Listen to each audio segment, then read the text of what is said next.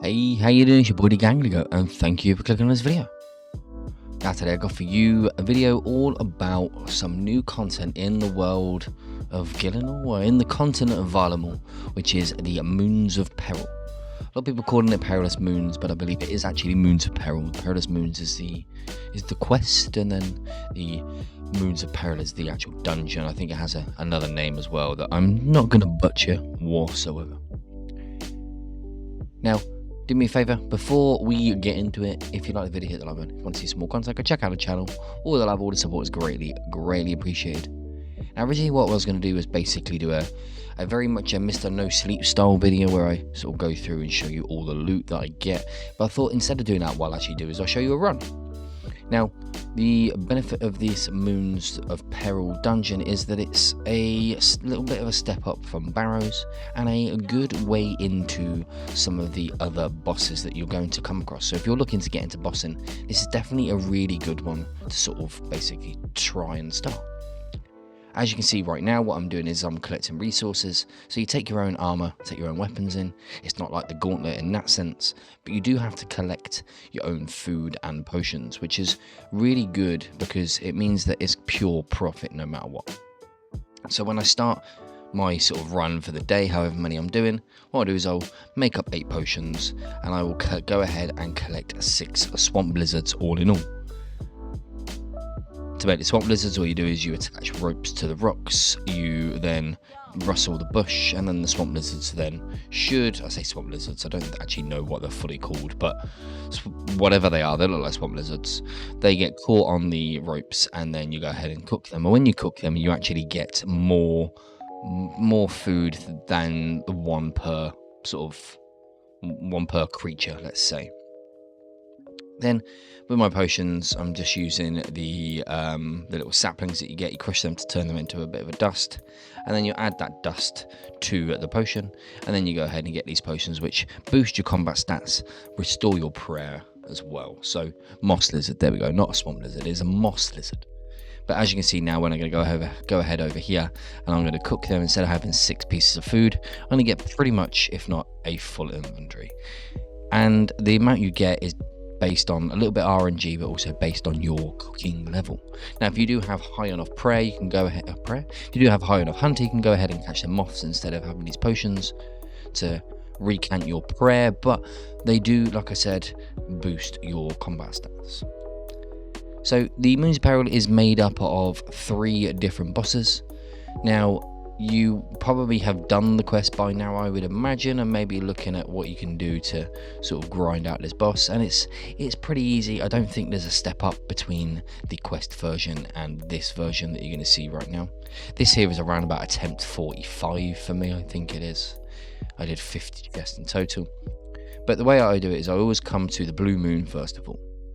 Now, Blue Moon has got 2 different sort of special attacks, I call them. I don't know if that's what they are, but they are sort of special attacks. This one here, where you've got the 3 rocks across the room, one of them is going to be highlighted for you, and you're going to end up punching and kicking. Now you can see that person in the middle there is going ahead and just basically waiting, isn't actually attacking any of these. And you could go ahead and choose to do that if you really wanted to, but there will be a bit of a damage dealt to you. So it's up to you to decide whether you want to. Then once that's over, you're going to follow the room. So you see there, he got 26 health damage to him. So if you're not too fussed about that, then you could just go ahead and do that. And then you're going to go ahead and go around the room, or around this little circle, to 3 different spots, one after the other. And the Blue Moon will attack you twice, and you can normally get around about 2 attacks in. Now, there's no point in protecting from melee or anything, because the protection from melee prayers don't actually do anything, so it's just using piety, really. You've then got this special attack where you've got to go run from one side to the other, lighting the 2 different braziers, trying to get away from the storms, making sure that you don't get hit, because if they do hit you, then they do deal some damage. Again, he's just standing in the middle, he's not actually doing the braziers, and he'll be taking a little bit of damage dependent on how much you have damaged the Blue Moon boss. So if you've damaged the Blue Moon boss quite a lot, then you'll actually only be taking a very small amount of damage, whereas if you haven't damaged them a lot, then you'll be taking a little bit more. So you got to decide whether it's worthwhile doing or not. And then you're just going to basically crash it out. Now, This is probably I find the easiest one out of the three. I've heard a few people say that they don't like this one, but for me, I think this is probably the easiest one out of the three. It'd been nice just to get that one more attacking, because that would have been a good night. See you later, Blue Moon. But the one thing I do like about this dungeon and all these new bosses is actually it's very good at getting you prepared and ready for the different bosses. There are aspects of all different types of bosses in every single one of these to help you get prepared for different bosses as you sort of progress your account. Like I said before, it's not the gauntlet, because you do get weapons, you do take your own weapons and armor in. But the gauntlet is very similar to some of this in the sense of you're getting your own resources and then going ahead and fight a boss. Obviously this point you're fighting 3 bosses. So then when you respawn, what you want to do is you want to right click the little cooking station that's here on my left right now, and then choose make a cup of tea, and all that will do is then restore your run energy. So if your run energy is quite low, then you can go ahead and do that. This section here is I think it's like a prison or a dungeon or something, and basically once you kill the Blue Moon and the Blood Moon, you end up in this little spot here, and there's been a few people sort of basically just camping these Naguas because they drop some sort of decent noted stuff, and considering you're going to be using no supplies of yours because you can just go ahead and make potions and cook some food and stuff, then it's pretty decent combat experience, and that's what I found about this. So this is now the Blood Moon, and to me this is probably the worst one out of the 3 of them. This is the one that for me takes the longest. It's probably the strongest out of all of them, and the reason why I say that is because when the Blood Moon attacks you, if they hit you, then the damage they deal will then heal them a little bit. Now this here is one of the special attacks where some blood jaguars have spawned in. You'll have one that's highlighted for you, and what you need to do, go ahead and do is attack them, and there'll be like a certain noise or a certain point where you need to basically run backwards and then going forwards and attack. If you get hit by the jaguar, then obviously you're dealt damage. If you then hit the blood pools, you then heal the main boss a little bit. And then once again, we're just going to go ahead and run around and attack them on these squares and hopefully get this one killed before the second special attack. I have a chance. And just in case, the second special attack is the raindrops. You see there how they hit me 3 times and healed 33, 2 and something else. If they hadn't have healed, if they hadn't have hurt me, I definitely would have defeated this boss before this stage here. But here we've got the blood splatters or the blood raindrops, whatever it is. And what I tend to do is I tend to just hover around this particular circle here, because this is going to be the next circle. And then I get to, and then if you're in the right area, you manage to get a couple of attacks off extra before he starts attacking you. But there we go, that is the second one done and dusted. And like I said before, go ahead and make a cup of tea just to restore your run, and then head on over to the last one. Now the last one that I do is the Eclipse Moon. Some people like to start with the Eclipse Moon. I don't think there is a good or a better way to start. However, what you'll see come the end of this video is that I'm 50 chests deep and I have not got a single unique, so I could well be doing something wrong in the order. Now I don't know if it's like Barrows and you need to kill some of these Naguas as well. I've literally just been running through and killing the bosses, and to be honest, as a tester run, as a video, this is going to be quite informative for people to understand exactly how much money you can earn when you don't get any uniques, and then getting any uniques on top of that is just going to be sort of extra money, extra pocket money. So I can go ahead through, and if this wasn't my first run, if I'd run out of some food or anything like that, then at this point before moving to the next section, I'd stand here and I'd catch a few moss lizards and maybe get some grubby saplings if I needed to, and then come on through to this room. And then what I would do is I'd run to the right over there to that cooking station and just cook them up and make some potions if I really needed to. I tend to drink a cup of tea here anyway just to restore that run, because the Eclipse one does get you running a little bit as you run around. Now, one thing you'll notice about all of these bosses, like I said before, is they are taking aspects of different bosses across the game. The Blood Moon, I think there's like a Verzik stage or something, not Verzik, a Zarpa stage where you have to move in and out and get away from certain attacks and stuff. As part of the Blue Moon, you've got what I would say is a little bit like Gauntlet, where you've got the moving tornadoes and stuff. And then Eclipse Moon, you've got something which is a little bit similar to Inferno, which one of his special attacks, which might be the next one if it is going to be an orb which is walking around the room and you have to stay behind it. So yeah, here it is.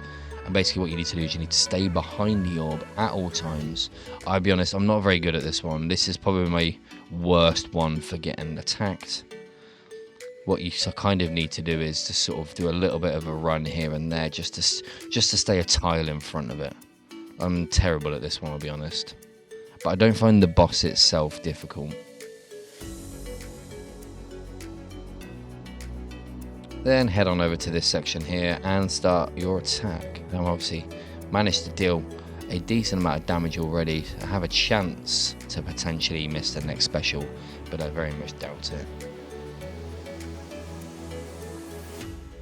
In the next special attack, you get teleported into the center where the Eclipse Moon is, and then you have to basically face towards the Eclipse Moon as he spawns around the outside of the room, around the outside of this circle, I should say. So I need to aim that way so that I can attack, and if I don't manage to attack, I then get hit.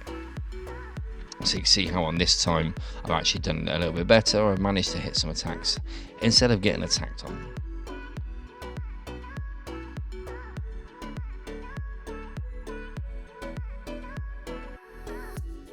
And it does this 4 or 5 times.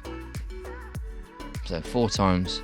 And then you manage to go around again. And once again, if you're close enough to, you can get an extra attack off before the 2 attacks from the Eclipse Moon. And that should be the end of it now. And then we should be able to finish this bit up, drink a cup of tea, and head on over to the room. Now, if you've just done the quest, you need to make sure you go over to the loot room, because before you can start the next round of 3, you do need to go ahead and clean your loot, and even the quest ones will give you some loot from the chest. Now, the type of loot you'll be expecting from the Lunar chest is going to be things like darts, bones, herbs, swamp tar. I'll be honest, a little bit random. This is what I've found, but overall pretty good. So those wormling bones will be good for prayer experience. I have converted all of my sun-kissed bones into blessed bone shards, but from 50 chests we managed to get 2.6 million. Those 50 chests probably took us around about 5 to 6 hours, but bear in mind I was learning it at the beginning. So if we even said about 6 hours, you are looking at just over 400k per hour. So considering I've got no unique, 400k pure profit as you make all of the resources is definitely something that you can't really sniff at. There isn't many pieces of content out there which is going to guarantee you to get something like 400k per hour without any uniques. Getting the uniques is definitely going to bump it up to a decent amount, and they say that you should be getting a unique roughly 1 an hour. So I've been really unlucky, and I have heard of a few people in the same position as me. Now, the type of gear that you're going to be using, it can be quite budget, to be fair. Before the Fang, I was using the Zamorak Hasta. I was going ahead and still using Barrows, because Barrows is quite good here. If you've got Bandos, you could use that, but this is aimed for your sort of mid-game players that are just getting into bossing and wanting to learn a few different things. Now, if you don't know what the Blessed Bone Shards are, then the Blessed Bone Shards are used for prayer experience, where you go ahead and use them on the bowl or whatever it's called in the altar place, the church place at the top of the hill. And basically you use sunflower or sunfire blessed wines, use these shards, and you get 6 XP per shard. So pretty decent It's going to cost you a little bit of money, but it's not going to cost you anywhere near as much as normal. But I hope you have enjoyed the video. If you have, hit the like, hit the subscribe. All the love, all the support is greatly appreciated, and I'll see you in the next one. Adios.